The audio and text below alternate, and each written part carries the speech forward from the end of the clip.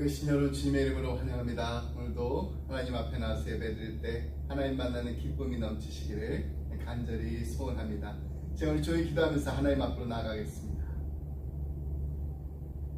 사랑하는 풍성하신 하나님 아버지 감사합니다. 오늘도 하나님 앞에 나와서 예배드릴 수 있도록 거룩하신 하나님의 거룩한 자녀 삼아주신 것 감사드립니다. 하나님 기쁜 마음으로 감사한 마음으로 예배드립니다. 저희들의 예배를 기뻐받아 주시옵소서. 하나님의 풍성한 은혜가 임하는 오늘의 예배가 되게 하여 주시옵소서. 감사드리며 이 모든 말씀 예수의 이름으로 기도드립니다. 아멘. 찬송가 540장 주의 음성을 내가 들으니 찬양하시겠습니다. 540장입니다.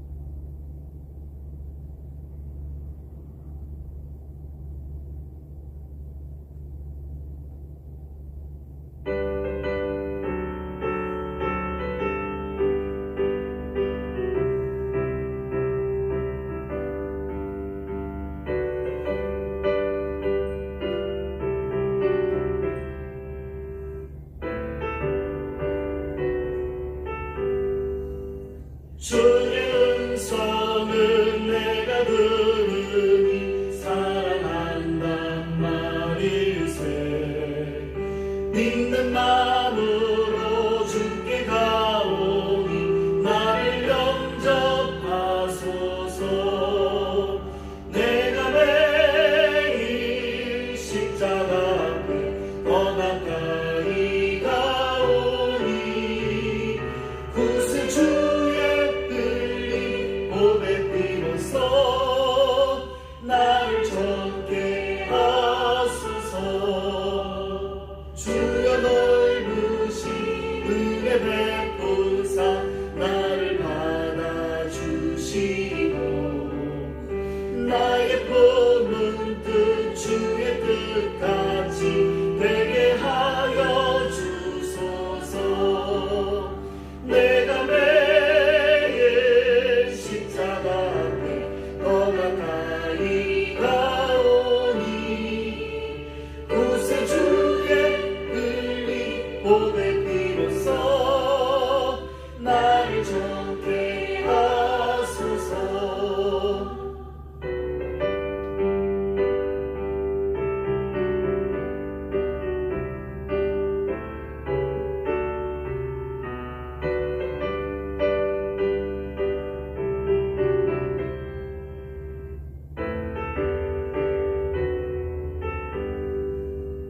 주의 보좌로 나아갈 때에 어찌 아니 기쁠까.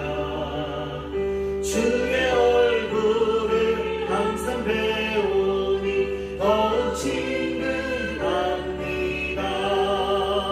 내가 매일 십자가 앞에 더 가까이 가오니 구세 주의 보배비로써 나를 적게 하소서. 우리 구주의 넓은 사랑을 증량할 자 없으며 주가 주시는 참된 기쁨도 헤아릴 수 없도다. 내가 매일 십자가 앞에 더 가까이 가오니 구세 주의 은리 보배비로써 나를 적게 하소서.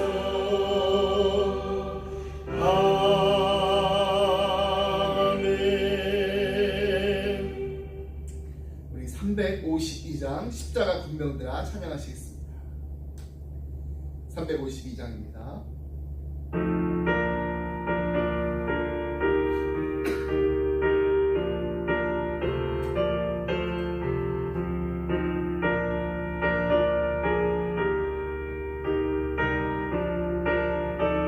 박수 치면서 함께 보겠습니다. 십자가 군병들아 주의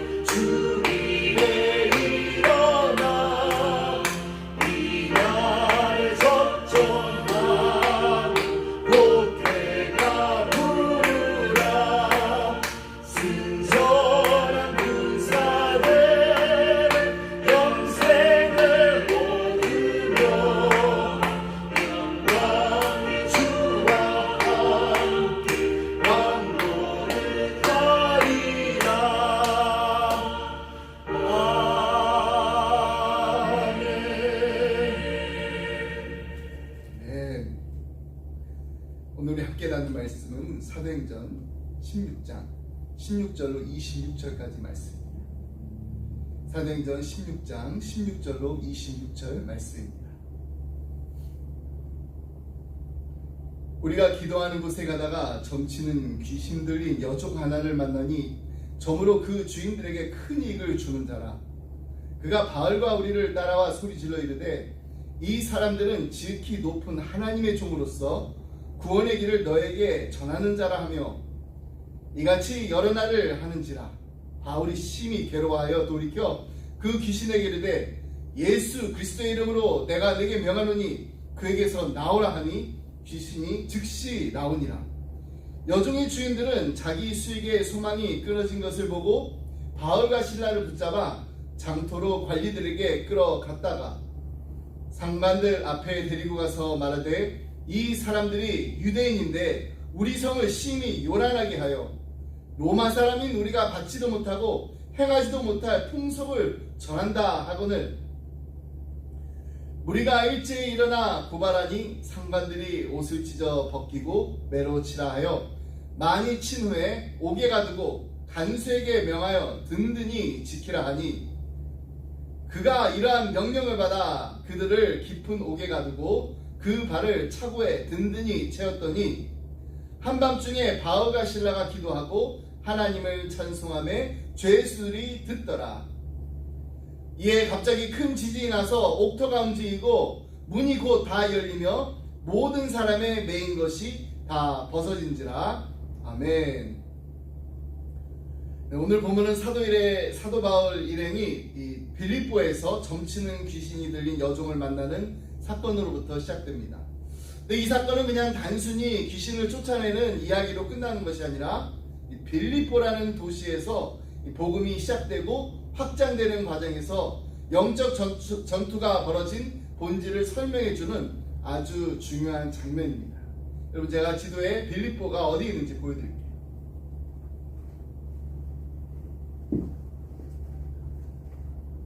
자, 여기 도로가 있습니다. 여기서 이제 빌립보로 들어갑니다. 이게 마게도니아로 이제 가게 되는데 이 빌립보가 이제 유럽으로 들어가는 첫 관문이 됩니다.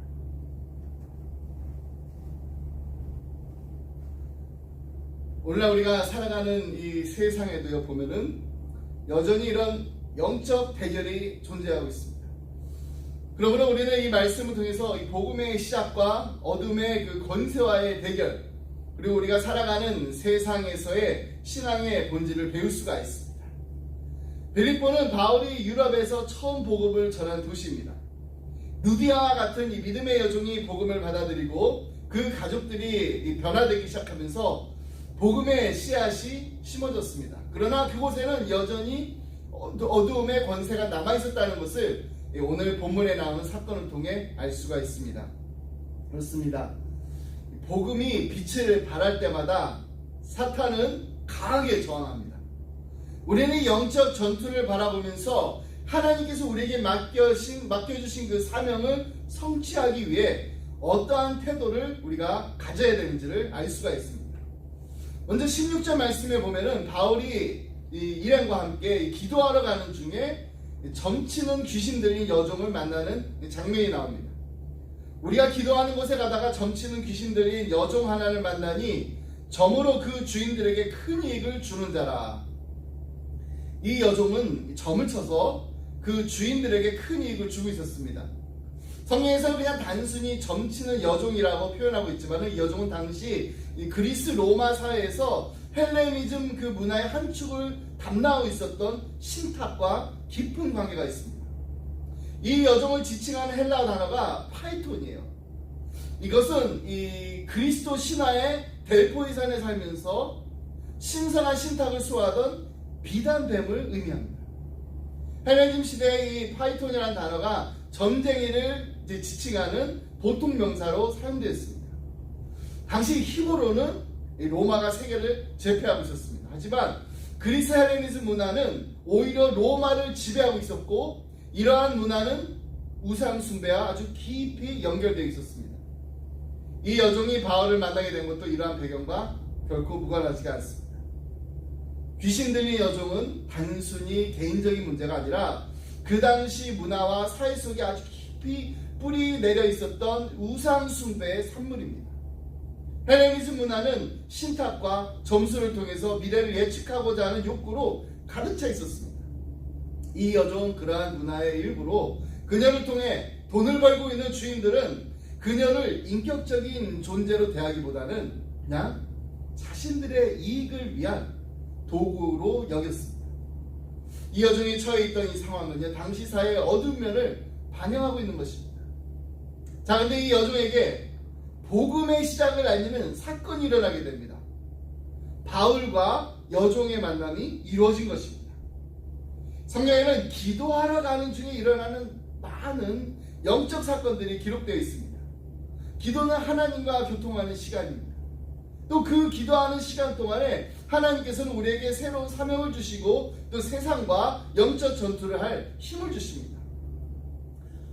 바울 일행이 기도하러 가던 중에 귀신 들린 여종을 만나게 된 것이 결코 우연한 일이 아닙니다. 바울은 예수 그리스도의 이름으로 여종에게 들어와 있는 이 귀신을 쫓아야 됩니다. 이것이 단순히 그냥 귀신 들린 여종에게서 귀신을 쫓아낸 사건이 아닙니다.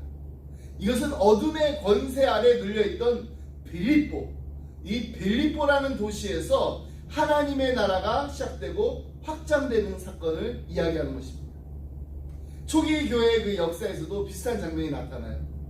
사도행전 초반부에 보면은 베드로와 요한이 성전 미문으로 들어가던 중에 걷지 못하는 사람 만나게 되고 그 걷지 못하는 사람은 고치는 장면이 있습니다. 3장 6절 말씀.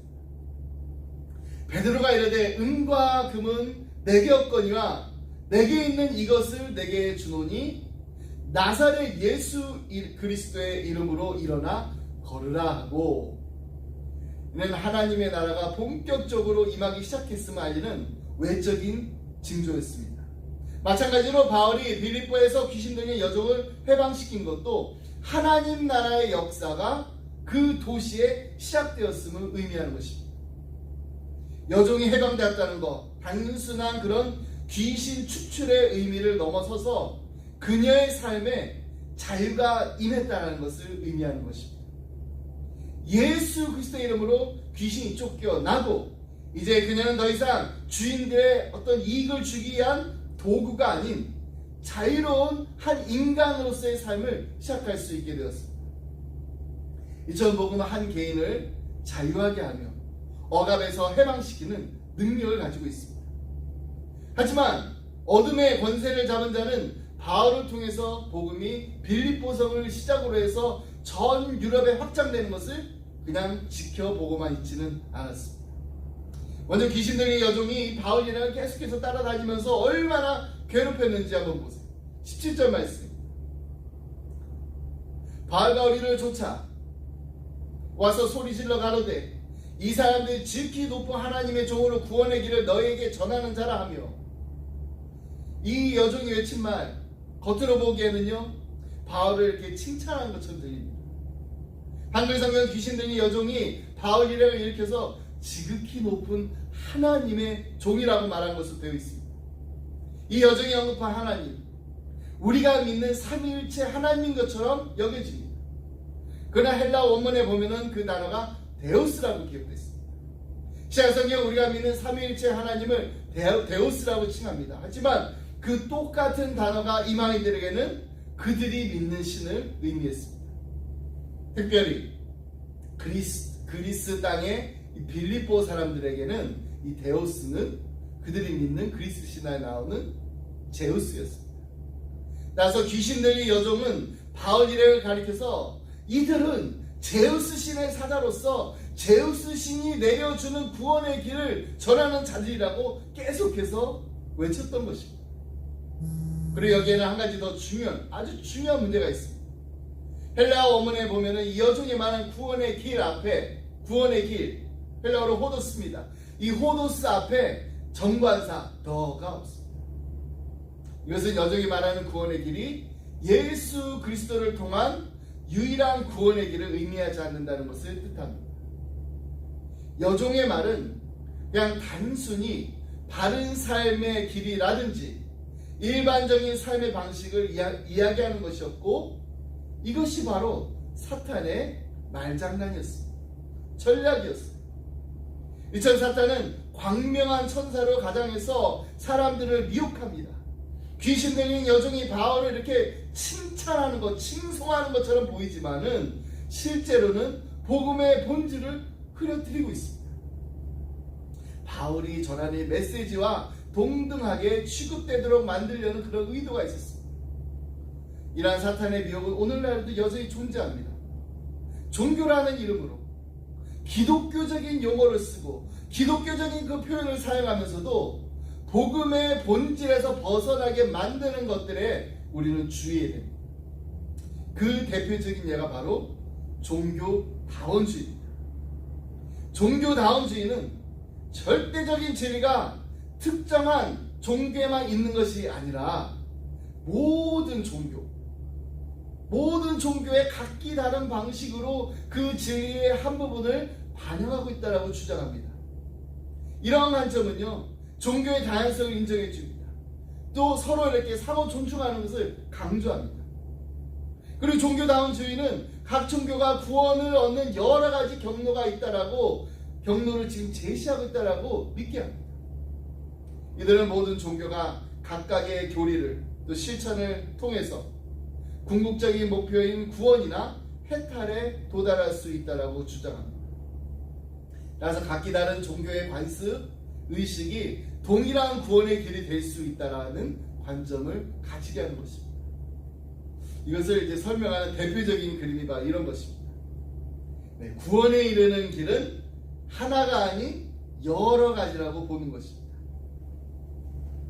다시 한번 보면은요, 자, 산 꼭대기에 하나님이 있습니다. 그 산 꼭대기로 가는 여러 가지 길이 있어요. 이슬람을 통해서, 기독교를 통해서, 힌두교를 통해서, 또 불교를 통해서, 여러 많은 다른 종교들을 통해서 길은 다르지만 올라갈 수 있는 맨 마지막 꼭대기는 하나라는 거예요.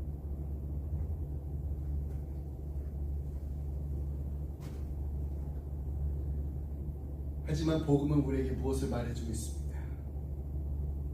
오직 예수 그리스도를 통해서만 구원이 가능하다라고 가르치고 있습니다.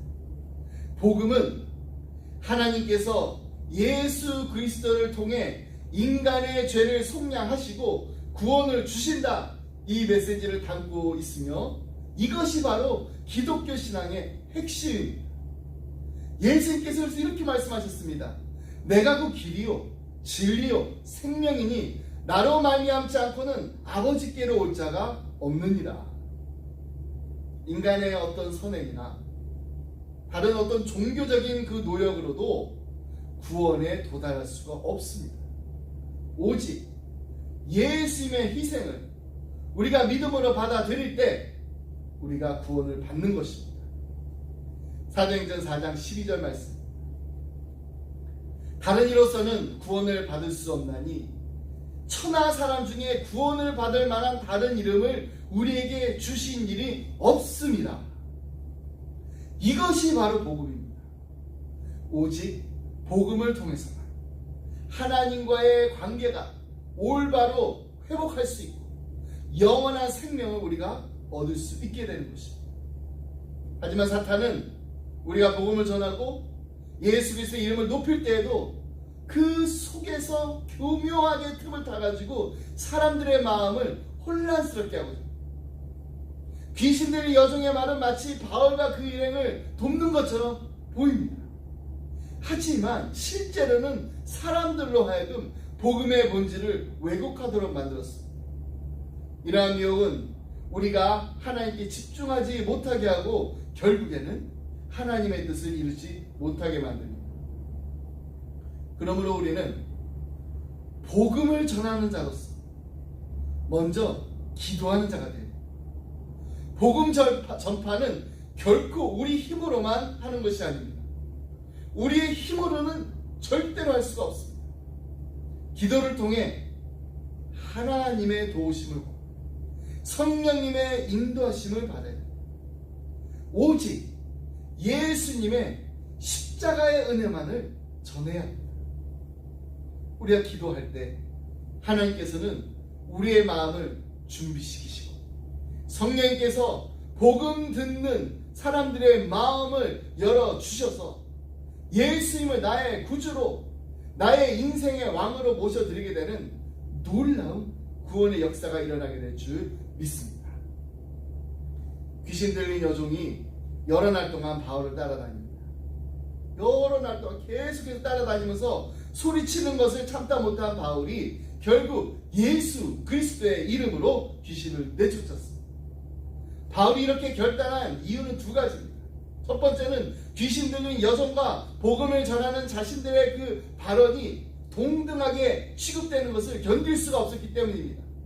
복음의 메시지는 이 세상의 그 어떤 것과도 비교할 수 없는 진리인데 여종의 발언으로 인해서 복음이 왜곡되고 있었던 것입니다. 둘째는 여종의 발언은 바울을 드러내고 있습니다. 복음의 초점은 항상 예수 그리스도에게 맞춰져야 하는데 여종은 자꾸 바울을 높입니다. 사람들의 관심을 바울에게 돌리려고 했습니다. 바울은 이를 경계하면서 자신이 드러나는 것을 거부했습니다. 복음을 전하는 자로서 바울의 이러한 자세는 오늘날 우리에게도 큰 교훈을 줍니다. 우리는 복음을 전할 때 우리 자신이 드러나는 것이 아니라 오직 그리스도만이 드러나도록 해야 됩니다. 나의 자랑이 아니라 오직 십자가만을 자랑해야 됩니다. 바울은 예수 그리스도의 이름을 의지하여서 귀신을 쫓아냈습니다. 18절 말씀 함께 보겠습니다. 이같이 여러 날을 하는지라 바울이 심히 괴로워하여 돌이켜 그 귀신에게 이르되 예수 그리스도의 이름으로 내가 네게 명하노니 그에게서 나오라 하니 귀신이 즉시 나오니라. 예수님의 이름은 모든 권세와 능력을 가지고 있습니다. 우리가 예수님의 이름을 의지할 때 그 어떤 어둠의 세력도 우리는 이길 수가 없습니다. 바울의 결단은 우리의 삶에서도 동일하게 적용될 수 있습니다. 우리도 예수님의 이름을 믿고 예수님의 이름의 권세로 어둠의 세력과 맞서 싸워야 됩니다. 오늘날 우리의 삶에도 다양한 영적 전투가 있습니다. 때로는 우리가 이해할 수 없는 어려운 문제들 찾아오기도 합니다. 그럴 때 우리는 예수님의 이름을 의지해야 됩니다. 우리의 힘으로 이길 수 없는 영적 전투에서 예수님의 이름은 우리의 방패이자 우리의 무기입니다. 바울이 예수님의 이름으로 귀신을 쫓아냈듯이 우리도 우리의 삶에서 예수님의 이름으로 모든 어둠의 세력을 물리쳐야 됩니다.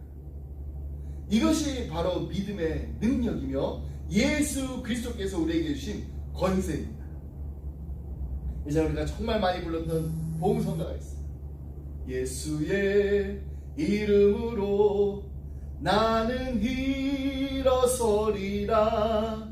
주가 주신 능력으로 나는 일어서리라. 원수가 날 향해 와도 쓰러지지 않으리. 주가 주신 능력으로 주가 주신 능력으로 주가 주신 능력으로 일어서리. 아멘. 주가 주신 능력, 예수님의 이름으로 일어나는 기쁨의 가정들이 다 되시기를 예수님의 이름으로 간절히 기도합니다. 이제 귀신이 쫓겨나자 여종의 그 주인들이 큰 이익을 잃어버리게 됐습니다. 그들은 바울과 시라를 붙잡아가지고 장터로 끌고 가가지고 관리들에게 고발합니다. 이들은 바울과 신라가 유대인으로서 빌립보 성을 지금 어지럽히고 있고 로마 사람들이 따르지 않는 풍속을 전한다라고 비난했습니다. 이에 상관들은 바울과 신라의 옷을 찢어 벗기고 매질한 뒤에 감옥에 가두었습니다. 이 사건은 세상과 우리의 관계를 너무나도 잘 보여줍니다. 우리도 세상 속에 살지만은 세상의 가치관과는 다른 가치관을 가지고 다른 기준을 가지고 살아가고 있습니다. 바울과 실라는 이익을 넘어서 가치 판단을 하고 있었습니다. 귀신 들린 여종을 자유케 함으로써 하나님의 공의를 드러냈던 것입니다. 그러나 세상은 이것을 받아들이지 않습니다. 오히려 바울과 실라를 핍박했습니다. 이것이 바로 우리가 세상에서 경험하는 영적 전투의 한 단면입니다. 하지만 감옥에 갇힌 이 바울과 실라는 절망하지 않았습니다. 오히려 그들은 하나님을 찬양하고 기도했습니다. 25절 말씀. 한밤중에 바울과 실라 기도하고 하나님을 찬송하며 죄수들이 듣더라. 그들의 믿음은 이제 감옥의 벽을 넘어서 다른 죄수들에게까지 영향을 미쳤습니다. 이처럼 우리가 어려움 속에서도 하나님을 찬양할 때 하나님은 그 상황 속에서도 역사하십니다. 바울과 신라의 그 찬양은 그냥 단순한 노래가 아니었습니다. 이것은 정말 그들의 믿음의 고백이었고 하나님을 향한 신뢰였습니다. 그들의 기도와 찬송은 단지 그냥 그들 자신을 위로하기 위한 것이 아니었습니다. 그들의 마음속 깊은 곳에서 우러나온 하나님에 대한 신뢰와 사랑이 담긴 것이었습니다. 그 결과 하나님께서는 놀라운 방법으로 응답하셨습니다. 26절 말씀 함께 보겠습니다. 이에 갑자기 큰 지진이 나서 옥토가 움직이고 문이 곧 다 열리며 모든 사람의 매인 것이 다 벗어진지라. 하나님께서는 바울과 실라의 찬양을 들으시고 그들을 해방시키는 기적을 일으키셨습니다. 그러나 바울과 실라는 도망치지 않았습니다. 그들은 하나님께서 자신들을 그곳에 두신 이유를 알고 있었기 때문입니다. 간수가 자살하려고 할 때 바울은 큰 소리를 외쳐서 그를 말렸습니다. 28절 말씀 함께 보겠습니다. 바울이 크게 소리질러 이르되 내 몸을 상하지 말라 우리가 다 여기 있노라 하니 간수가 그 자리에서 무릎을 꿇고서 선생들이여 내가 어찌하여야 구원을 받으리까 이렇게 물었습니다. 바울과 실라는 그에게 예수 그리스도를 전하고 그와 그의 가족 모두가 구원을 받게 되었습니다. 감옥에서 이 사건은 그냥 탈출한 이야기로 끝나는 것이 아니라 하나님께서 어떻게 어둠의 그 한가운데에서도 복음의 빛을 비추시는지를 보여주는 장면입니다. 여러분, 우리가 직면한 감옥 같은 상황들 속에서도 우리의 삶 속에서 정말 절망적이고 답답한 순간순간을 만날 때 우리는 바울과 실라처럼 하나님을 신뢰하면서 찬양하면서 감사할 수 있습니다.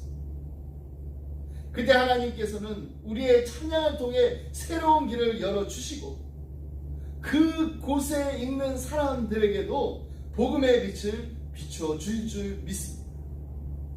감옥이라는 가장 어두운 자리에서 바울과 실라는 하나님의 빛을 드러내는 도구가 되었습니다.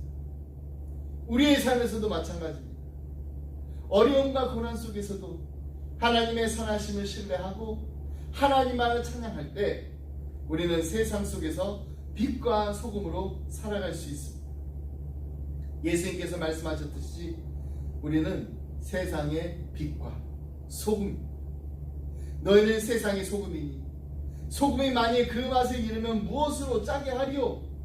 후에는 아무 쓸데없어 다만 밖에 버려져 사람에게 밟힐 뿐이니요.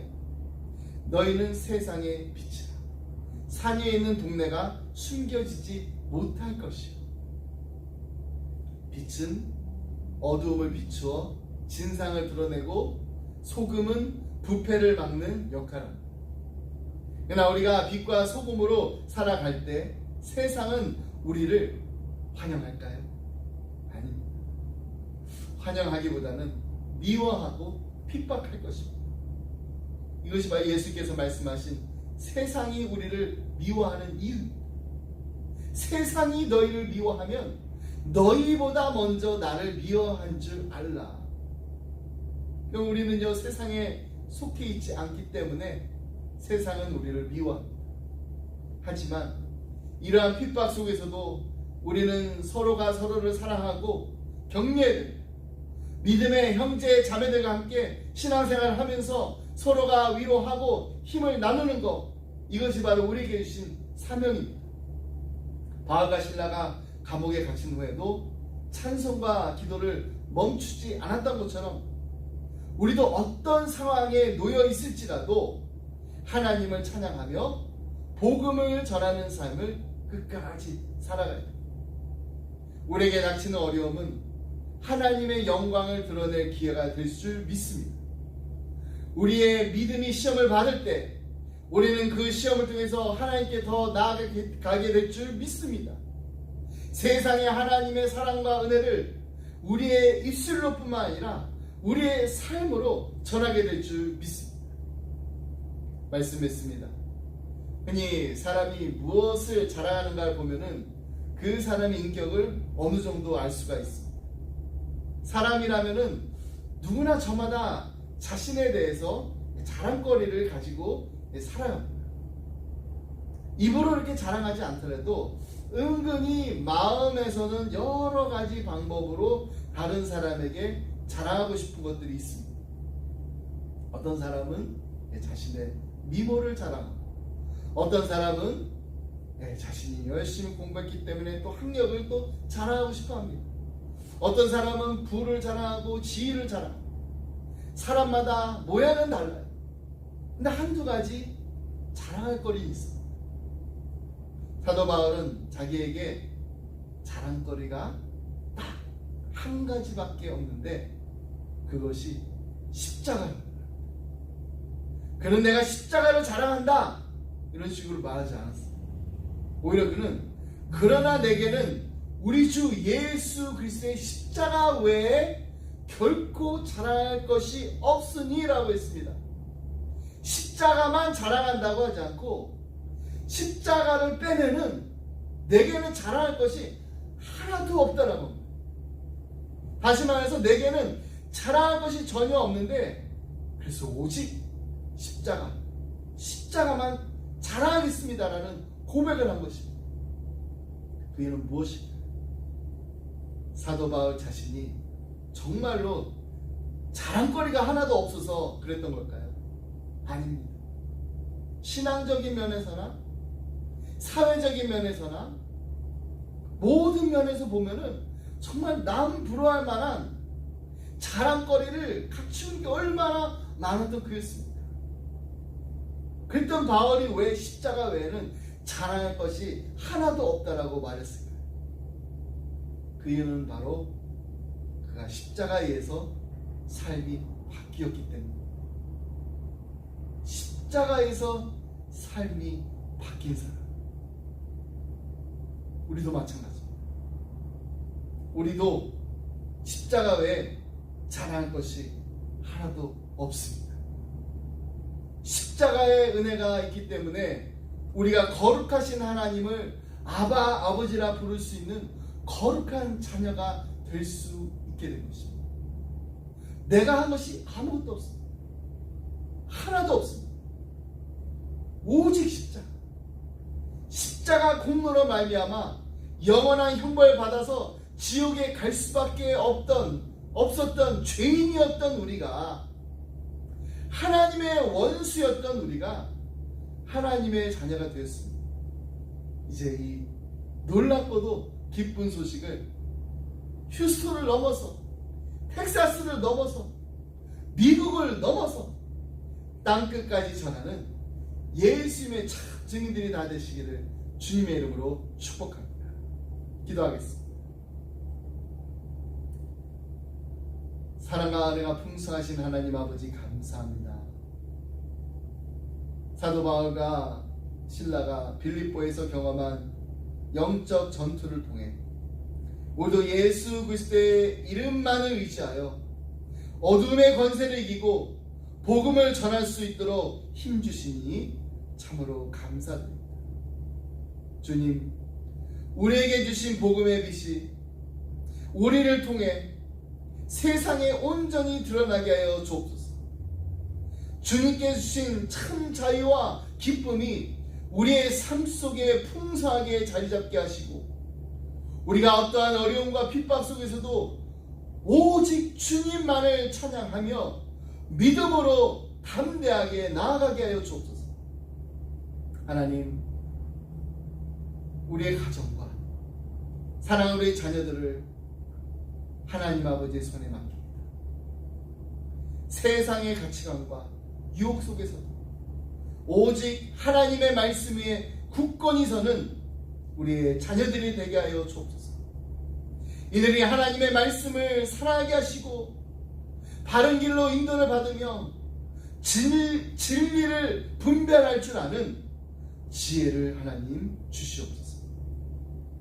이들이 예수님의 사랑을 날마다 깊이 경험하며 삶을 통해서 그 사랑을 나누며 실천하는 빛과 소금이 되도록 날마다 이들을 인도하여 주옵소서. 세상 속에서도 하나님 나라의 대사로서 담대하게 살아갈 수 있도록 하나님의 능력과 은혜를 날마다 부으시기를 간절히 기도드립니다. 주님, 우리의 가정이 오직 주님의 뜻을 따라 살게 하여 주시옵시고, 서로가 서로를 격려하며 위로하는 하나님 보시기에 아름다운 사랑이 넘치는 우리의 가정 되게 하여 주시옵소서. 우리의 가정 속에서 예수님의 사랑과 진리가 깊이 뿌리를 내리게 하시고, 우리 사랑하는 자녀들이 세상의 유혹과 헛된 것에 흔들리지 않도록 날마다 불꽃 같은 눈동자로 이들을 지키시고 보호하여 주시고 함께하여 주시옵소서. 주님께서 우리의 모든 삶을 다스려 주시고 우리의 마음을 날마다 새롭게 하셔서 날마다 주님과 더욱더 가까이 주님께로 주님께 나아가며 기쁨과 감사의 찬양이 끊이지 않는 주님의 이름을 높이는 우리 기쁨의 가정이 다 되게 하여 주시옵소서. 감사드리며 이 모든 말씀 우리 사랑하신 예수 그리스도 이름으로 기도드립니다. 아멘. 자, 우리 다 같이 예수 안에 소망이 있네 함께 부르겠습니다.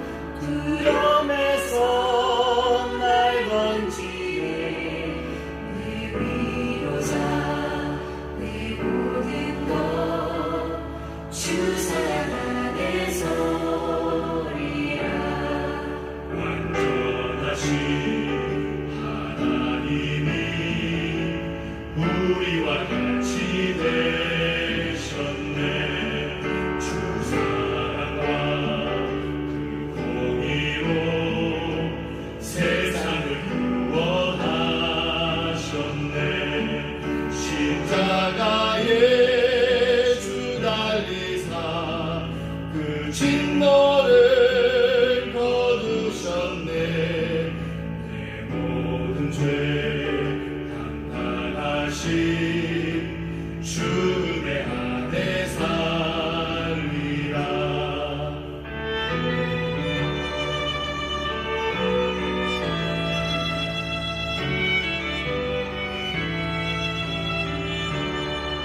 주의 나라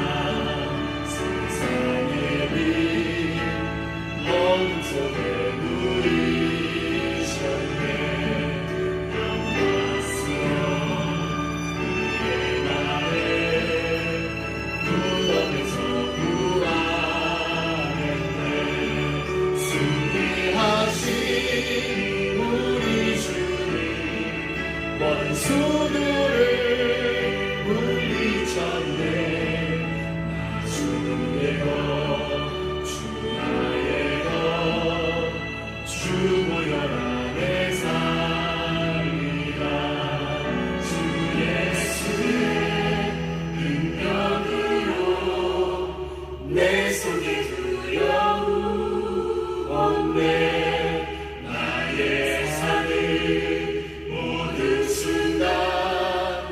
주께서 다스리시네. 이것도 주 손에서 날 빼앗지 못하리라. 주 오신 날 기다리며 주 능력 안에 서리라. 주 오신 날 기다리며 주 능력 안에 서리라.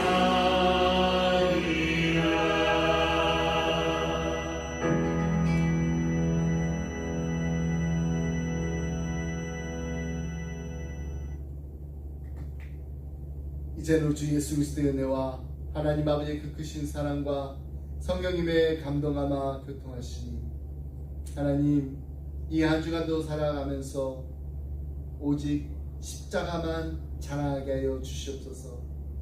십자가만 붙잡고 나아가게 하여 주시옵소서.